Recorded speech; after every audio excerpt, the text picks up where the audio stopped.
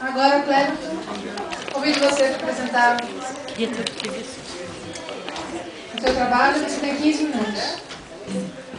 Boa tarde a todos. Meu nome é Cleverton Luiz Pirich. Eu vou apresentar o trabalho cujo título é Avaliação do efeito do extrato aquoso na Nasturtium officinale na cicatrização. Boa tarde a todos. Meu nome é Cleverton Luiz Pirich.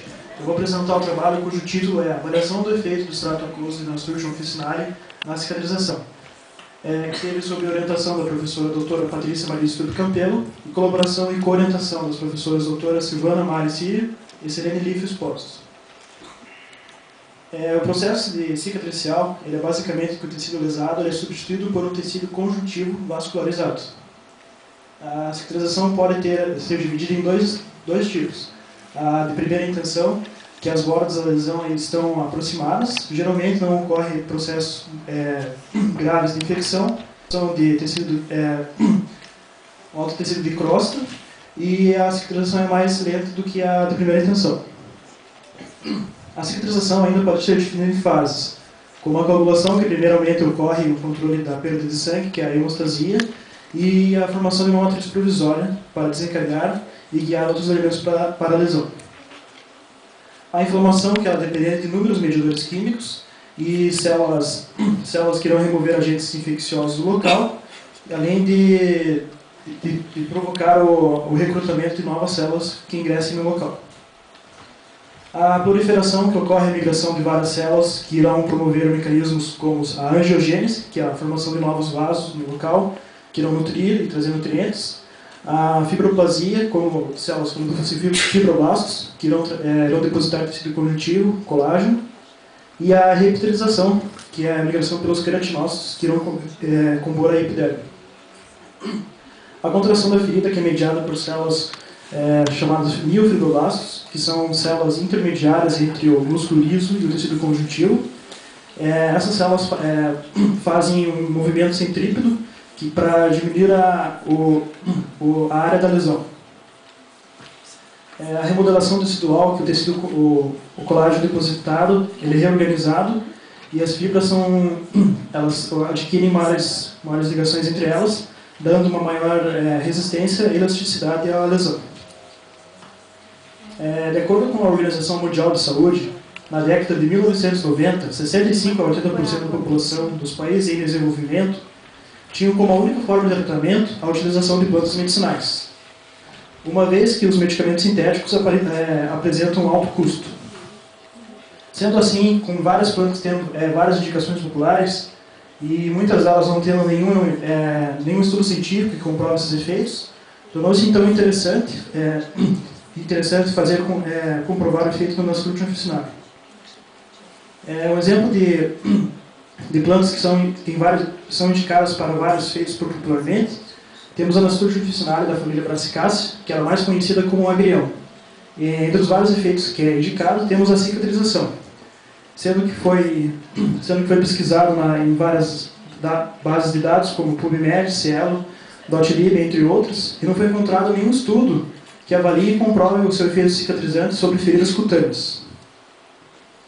Com isso, o objetivo desse estudo foi avaliar o efeito cicatrizante de um creme incorporado com extrato aquoso de Nasturtium officinale sobre lesões cutâneas de ratos. Para a preparação do creme base, ingredientes de uma fase aquosa registrados na tabela foram misturados e colocados para crescer até atingir 70 graus. Paralelamente, foram misturados e fundidos ingredientes de uma fase oleosa, e quando a fase aquosa atingiu 70 graus, ela foi depositada sobre a fase oleosa. Essa solução foi misturada até que a solução atingisse 40 graus. Foi adicionado ciclometicone e então a solução obteve-se o creme base. Para a preparação do extrato, caule e folhas de Nasturtium officinale foram secas e limpas numa estufa por aproximadamente 48 horas, numa temperatura inferior a 30 graus Celsius. Com o material seco, ele foi submetido à infusão na proporção de 1:10 e filtrados. Esse processo foi realizado por 3 vezes. Os filtrados foram reagrupados e levados ao rotoevaporador para diminuição do seu volume, foram congelados e então levados ao liofilizador para retirada da água. Então obteve-se o extrato. Esse extrato, então, foi incorporado no creme base na concentração de 5% e em 10%. Com os cremes para o tratamento prontos, então, 45 ratos machos de aproximadamente 60 dias de idade foram anestesiados por anestesia intraperitoneal de tiopental a 60 mg por quilo. A região dorso-cervical deles foi tricotomizada e nessa região foi produzida uma incisão longitudinal retilínea de aproximadamente 4 cm. Para a analgesia dos animais, foi administrada via oral 20 mg por quilo de paracetamol durante 5 dias. No local da lesão que foi provocada, foi aplicado os tratamentos de creme base agregando 5 e 10% durante 7 dias. Nos dias 3, 7, 14 e 21, após o ato cirúrgico, foram acompanhadas as medidas com o auxílio do paquímetro do seu comprimento. Nesses mesmos dias, foi realizada a eutanase de 3 animais por grupo para a confecção de lâminas nas colorações hematoxilina e eosina, tricrômico de Mallory e tricrômico de Bicurcílios. O comprimento das lesões, a estatística do comprimento das lesões, ela foi realizada pelo método ANOVA, no qual considerou que tivesse diferença estatística para um valor de P menor ou igual a 0,05.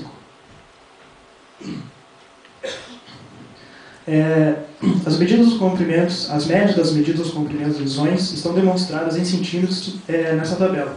Mais ou menos o desvio padrão, barra porcentagem de animais com ausência de lesão, nos dias 3, 7, 14 e 21, para os grupos controle, agrião 5 e 10%. Foi demonstrado em 14 dias menores comprimentos para os grupos que receberam tratamento com agrião.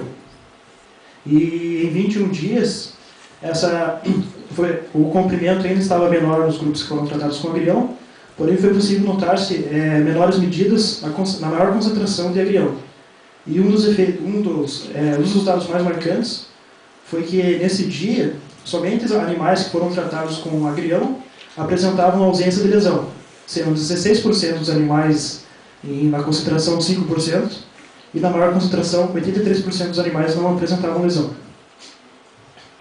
Com base nos valores das medidas, foi calculada a porcentagem de evolução da contração da ferida, que ela, pela seguinte forma: 1 menos a média da medida atual pela média da medida anterior vezes 100, no qual o resultado é obtido em porcentagem. Os resultados dessa fórmula estão ilustrados nesse gráfico, no qual foi demonstrado nos intervalos de 7 dias para 14 e de 14 para 21, maiores valores para os grupos tratados com agrião, sendo na maior concentração do creme.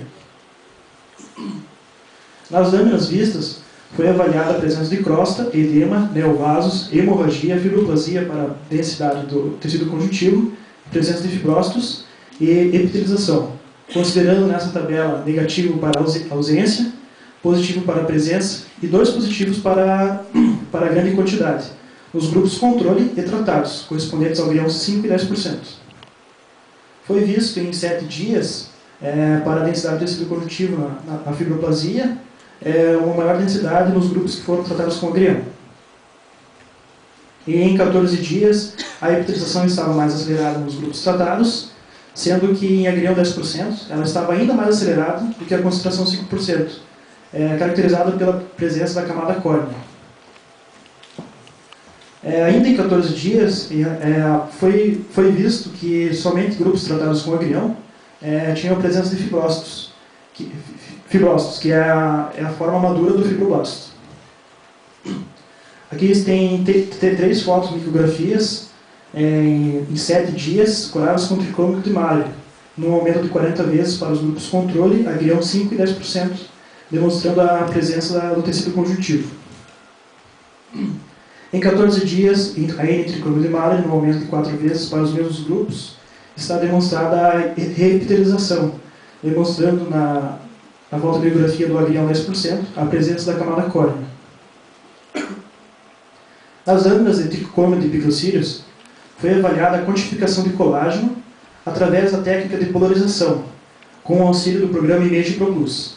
Essa técnica de polarização ela aumenta a birrefringência do colágeno, no qual é possível discriminar 2 tipos de colágeno. O colágeno tipo 1, ou o colágeno maduro, que é visto no microscópio pelas colorações amarelas, laranjas ou vermelhas. E o colágeno tipo 3, ou colágeno imaturo, que é visto em colorações esverdeadas. Aqui um exemplo de uma lâmina corada com tricômico de pirocrucídeos, que não foi aplicada a polarização, e então aplica-se a polarização. E essa lâmina então é quantificada pelo programa Energica Plus. Com os resultados da quantificação de colágeno, eles foram utilizados na fórmula de índice de maturação de colágeno, utilizados por Truby em 2004, no qual calcula-se pela média da porcentagem do colágeno tipo 1, ou colágeno maduro, pela média da porcentagem do colágeno tipo 3, ou imaturo. Os resultados do IMAC estão observados nesse gráfico, sendo que foi observado em 21 dias que animais que foram tratados com controle apresentaram uma maior IMAC em relação ao grupo controle, tendo maiores resultados em agregam 10%. Com isso conclui-se que, embora não tenha a estatística para o comprimento das lesões não tenha apresentado diferença estatística em relação do corpo controle com os grupos tratados,